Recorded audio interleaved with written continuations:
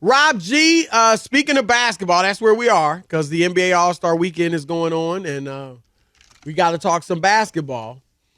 But Caitlin Clark, the sensational player, women's player at the University of Iowa, last night, Rob, she broke the women's scoring record. She needed 8 points to do so and gave them 49. Show off. You know, she went to the same high school I went to in Iowa.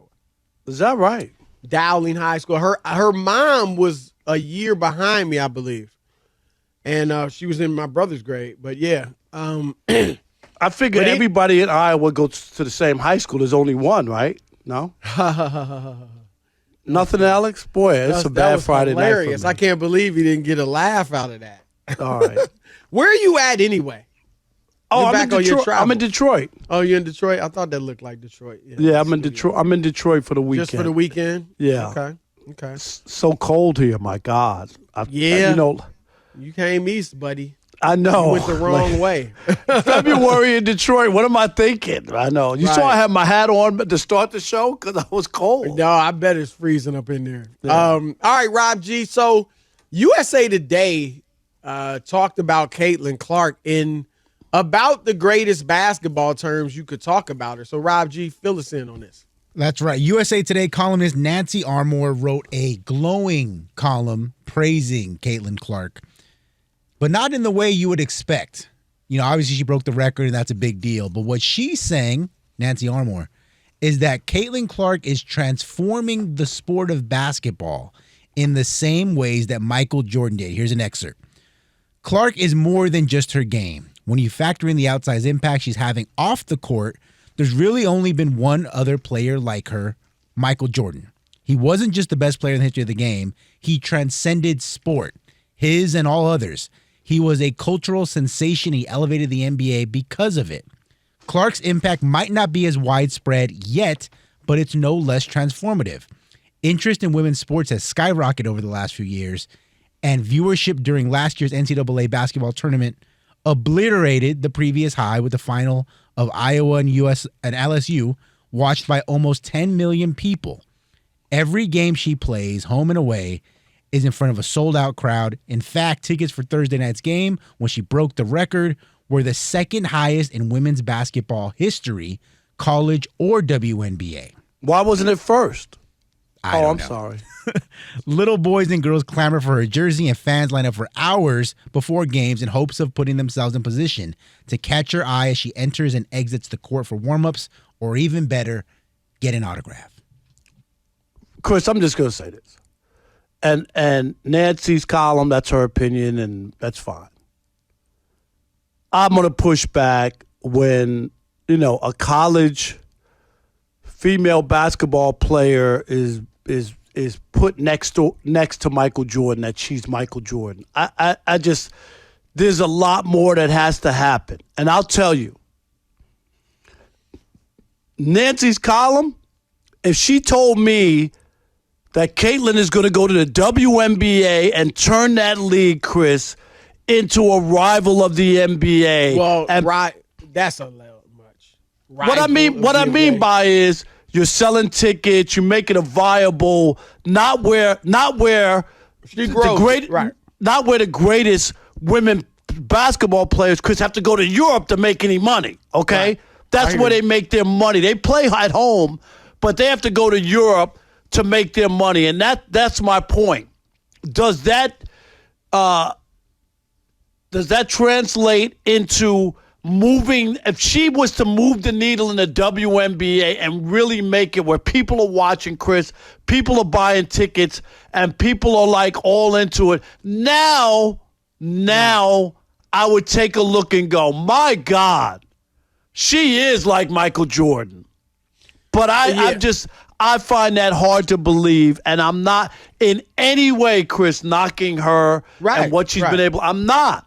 I'm talking about comparing her to Michael Jordan at this point of her college career, just because of the rating from that one, the really big championship, which was tremendous. and using that as she's Michael Jordan. I just think that's a stretch. I agree with a lot of what you said, Rob. First of all, let me say this. She is having an incredible impact on women's college basketball. There have been, I was trying to think of, I thought there was another female player. I got to be honest, I'm not that into women's basketball. All right. I never missed women's basketball. Oh. The one player that made me really want to watch women's games was Brittany Griner. Right. Because she was like the Wilt Chamberlain of female basketball. It was right? ridiculous. She might dunk. Right. She's blocking shots. And I was like, man, let me check this out. I feel that way, and then some, about Caitlin Clark. Like, and my point is, what draws me to women's basketball is somebody doing something like so far and above everybody else that makes me want to check it out. She's done that. Like, I want to watch Caitlin Clark. I'll be honest.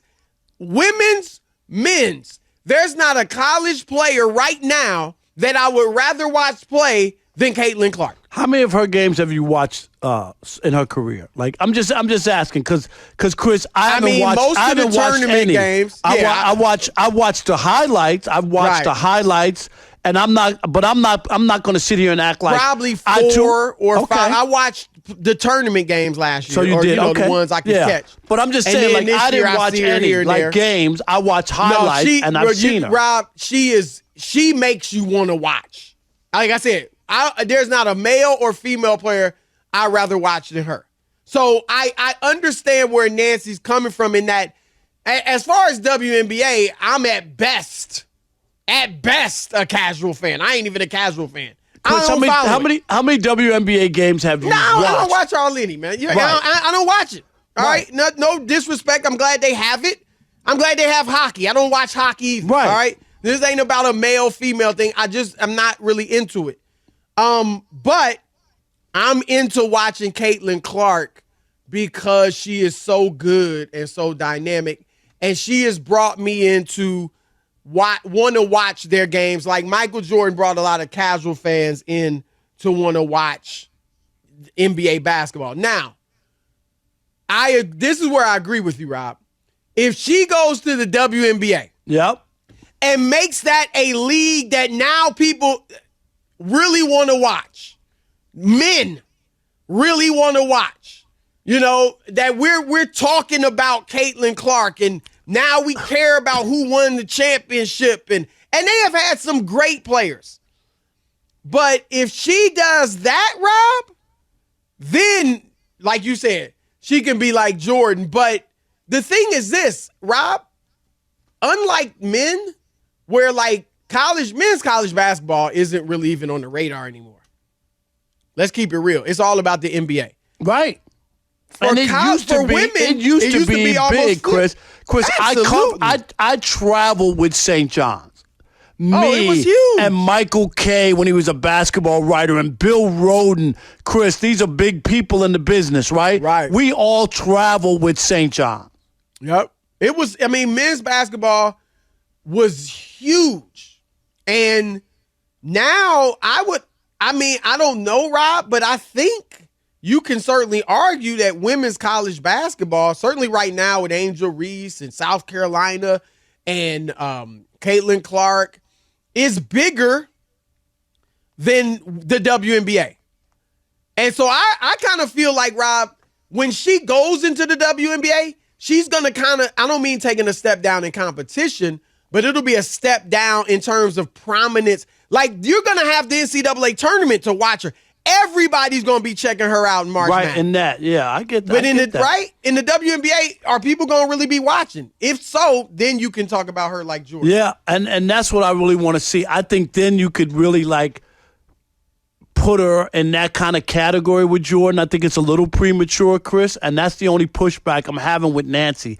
I get where she's coming from as far as some of the stuff that she has done and moving the needle, but Michael, and you said it, when Michael came on the scene, and you could talk about the NBA and the players who were already there or whatever, he took it to another level. There's no denying Michael Jordan took it to another level. Yep. And that's what we would want to see, to me, to make that a fair comparison. To say that, you played and you got great ratings in this championship game and a couple other things, and that was enough. I think it's got to be more than that. No, that's fair. That's fair. I mean, she's doing a tremendous job on the college level. So far. But that league, Rob, I mean, let's keep it real. Bird and Magic, what they did for the NBA. They which saved was on the tape league. delay. Right. So Saved the league, Chris. Obviously, the NBA was still more viable than the WNBA at this point. But can she make that type of leap? I mean, that's a huge leap because they really saved beyond saving it, Rob. They made it incredibly popular. Nobody would believe, Chris, like these young guys who listen to our show, that the championship game was on tape delay at 11:30 after the local news. I can remember sportscasters in New York saying, "Hey, if you're gonna watch the NBA championship game finals, man. game 2, turn your head," and they would hold up the score on a piece of paper, Chris. Hold up the score and tell you to turn your head so that they don't ruin the game for you. The game was already played. And that's with Dr. J. I know. And, I mean, there was nobody more exciting than Dr. J. He's on a handful of most exciting players ever. But it still was on tape delay. And you're right. And so, she's a tremendous. And we'll see, what kind of. But I do think, Rob, you probably agree with me. March Madness, she's going to be must-see TV. I agree with that. I mean, considering what she's done, all the other stuff, and this is it for her, right? So people want to get another look. Right? That's another thing, Rob. What is she, Rob G? She's a junior, right? This is her last season. That's what I thought. Is it this for is, sure? Yeah. Okay, because I thought I heard people say they were mistaken. This is Some it. people were saying she could just get people the NIL money. People were saying that. I think the confusion is some people. I think it was Cheryl Swoops who suggested that she had an extra year of eligibility because of the COVID season, but that did not count towards it. So this is her final season. Okay, yeah. But Rob, it's unfortunate WNBA isn't that big because you would want to see a player like this go into, like how's she going to do on the next level. But she might wind up, Chris, doing what all of those stars like Brittany Griner. What happened? She was playing in Russia, right? When she got in the trouble over there. Right. And that's where they all go to Europe and foreign countries to make the big money playing women's basketball. And we don't have it in this country. So she might be just like them. No, you're right. That's the litmus test for her. If you really want to say she's in that atmosphere of Jordan, the WNBA will be the litmus test and how much she makes us tune in. All right,